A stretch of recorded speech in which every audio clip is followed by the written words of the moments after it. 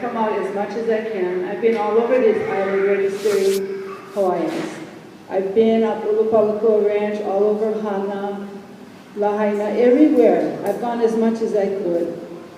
We've tried to get the governor over here. He was here on one occasion, but he is a working lawyer and he travels a lot. It was never our intention to avoid or be. I don't know how to express this, but I can only tell you that my gas bill is super high because I've been driving all over registering people myself with volunteers, and some of them are in this room. So I've done my best to get the word out. As far as Governor Abercrombie, I'm not on his team. We fight the state at every opportunity. I mean, as you know, I live in Wailua and we've been fighting the state for, 12 years to try and get our water back. And when the Public Lands Development Corporation legislation was passed, I went all over Hana and collected about 300 signatures and personally flew to Hawaii to the legislature to testify on their behalf. Totally against what, any kind of land grab. I see Kana'iolowalu really as, we gotta do something. We cannot remain status. The honorable work of people at the university, the scholars, is to decolonize our mind. I'm not saying I'm not colonized, but I make every effort to be faithful to my kupuna as well. They taught me well. And I just cannot see that we're going to make any progress. It really breaks my heart when I listen to Terry Mahealani tell me that, I've been involved for 40 years. Terry's been at it in the military, the militarization of Hawaii for that entire 40 years. How come, after 40 years of effort to try to get the military out of Hawaii, their presence has only intensified? And in fact, if you had invited me to read poetry, I have a long poem dedicated to Terry about my objections to the military in Hawaii. And it's very, very powerful, I think, and I love Terry very much. So I absolutely do not see myself in league with Governor Abercrombie. As far as the state initiative, the Kana'iolowalu was legislated by the state of Hawaii.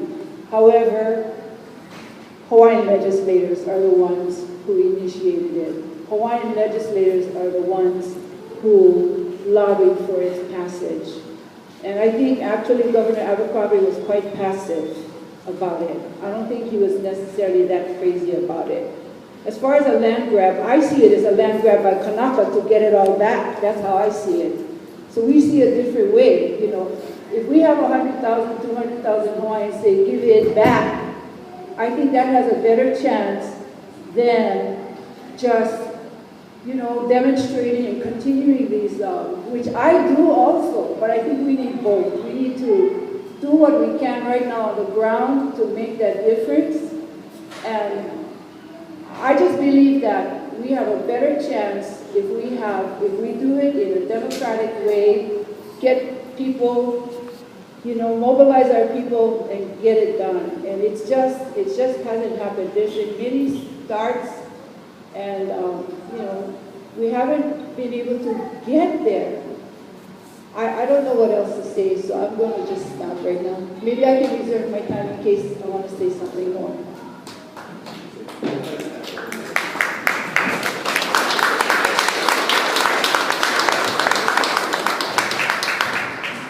Okay, go. Actually, I had 70 slides. I had to cut off half of the slides over. Anyway, this came out about 6 months ago. Some of you might have been aware of what Kana'iolowalu was printing and putting out into the ads, and in this kind of desperate attempt to go and scare. Again, fear is such a great thing for our people into signing up for Kana'iolowalu. It says, let me read, we Hawaiians who choose not to be included on the official roll risk waiving the rights and the right of the children and descendants to be legally and politically acknowledged as Native Hawaiians. and to participate in a future convention to reorganize the Hawaiian nation as described above. And as a result, may also be excluded, and I forget the last, granted rights of inclusion, rights of participation, and you can get the message. The idea, if you don't sign, brothers and sisters, you out. I mean, we talk about democracy. Don't we have a right as Hawaiians to not want to sign? Isn't that part of the process? But then, because we don't like follow in your line, we out? See, that's the craziness. I mean, when you really think about it, I don't know who they pay to go run that ad. But I mean, I'm sure that person doesn't have too much allowance in their heart to think that way. Because I would never tell one Hawaiian, even if they sign first on Kana'iolowalu, you are out. I would always say you have a place on the table with us forever.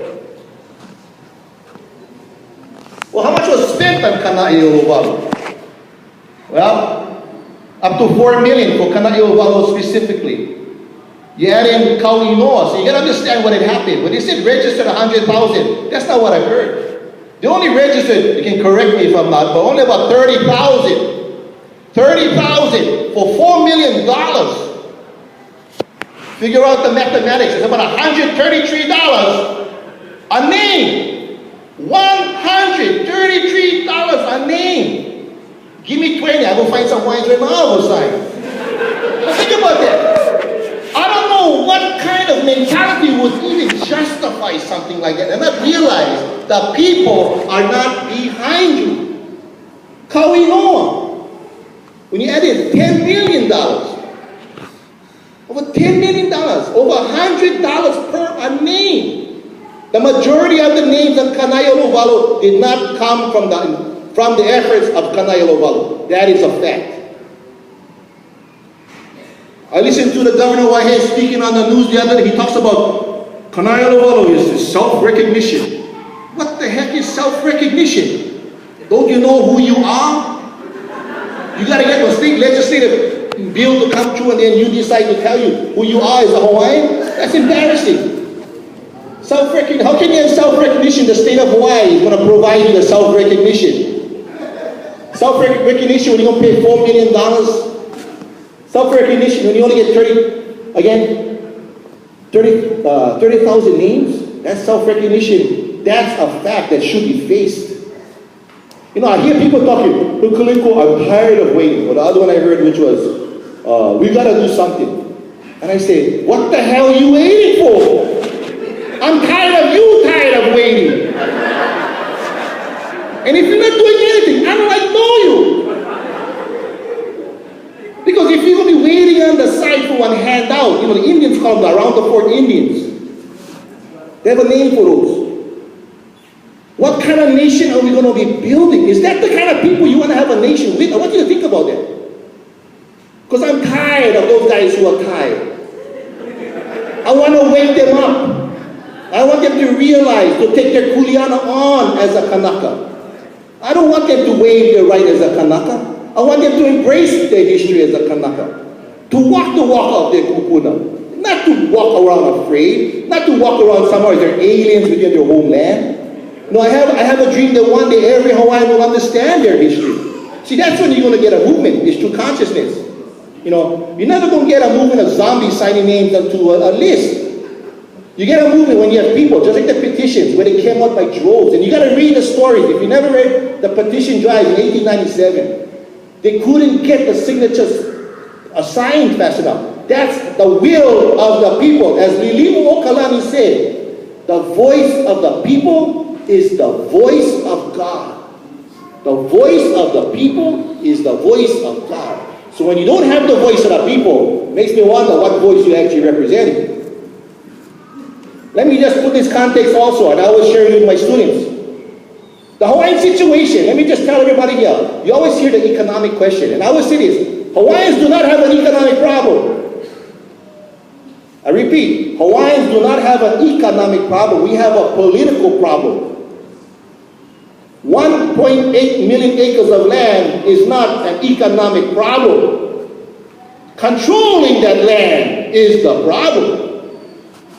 Oha cannot have hundreds of millions of dollars of assets and say, we got a problem. But you wonder what banks those monies are in. Who's using the money? I mean, if you understand fractional banking, you understand, for every $100 million, that's $1 billion of loans that's going out into the community. Why not to our own community?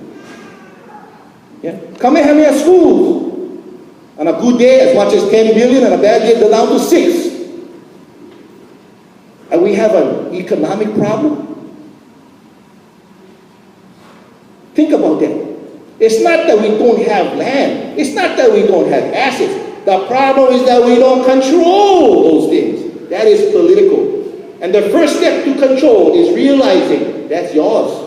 That's your kuleana. That's not their kuleana. That's our kuleana to decide. And as long as we allow them to decide our kuleana, they will benefit and exploit those resources. As the great Harriet Tubman said, yeah, the great freedom leader who freed many slaves, and she said, I'd freed thousands of slaves. I could have freed thousands of more if they only known that they were slaves. See, this is part of the problem. The problem we have with the people is the lack of consciousness. That's why people can take the t-shirt and just sign. Consciousness, people will come forward because they know that's the right thing to do. Not because you're going to spend $100 or plus per name, but they're going to come forward because it's right for free. You don't have to get no slick marketing campaign for conscious people. Many of us here who work with our people, this is not a job to get paid, but it's a commitment for understanding this is what's going to take us into the future. And so the first step, if you're going to free our people, is the first thing you got to realize they're in a cage. Because a freed people coming out of a cage, not knowing they're free, their first instinct is to go back into the cage. As the great Frederick Douglass had said also, let me read this. If there is no struggle, there is no progress. Those who profess to favor freedom and yet deprecate agitation are men who want crops without plowing up the ground. They want rain without thunder and lightning. They want the ocean without the awful roar of its many waters. This struggle may be a moral one or it may be a physical one. And it may be both moral and physical. But it must be a struggle. Power concedes nothing without a demand. It never did, and it never will. I'll tell you something right now. I don't know, I study history. I don't know of one people that gained their freedom from the oppressors by signing up to some list and then waiting on the side and saying, okay, set me free. You tell me that story. I ask you right now, there is not one story. But I also say this to Kana'iolowalu. You know, as Moses. See, Moses had to get Pharaoh. See, the Moses, you have to get the Pharaoh. Same as our people. Part of the conscious reason for people to be free, you got to see your oppressor. You got to understand what they do to us. You got to understand how they exploit us. This becomes the motivation for our people to step forward. But if you are trained to believe that they're really our friends and they get the best interest at heart for our people, say, you're a fool and you've been suckered down the line. Because the truth is that 1.8 million acres are being pimped out right now. Are being pimped out right now by those pharaohs. And much of our people are still asleep, not realizing what's going on. They're not realizing they're getting ripped off. They're getting exploited. And they're getting put into the corner of this cage. No more time to go some of this stuff, but let me just end with this. That's 20 seconds. As the great Malcolm X said, the greatest mistake is organizing a sleeping people. You have to first wake them up to the humanity, to the heritage, to the sense of being. Then you get action. Wake our people up to their heritage. Don't just ask us to put the name on a silly paper.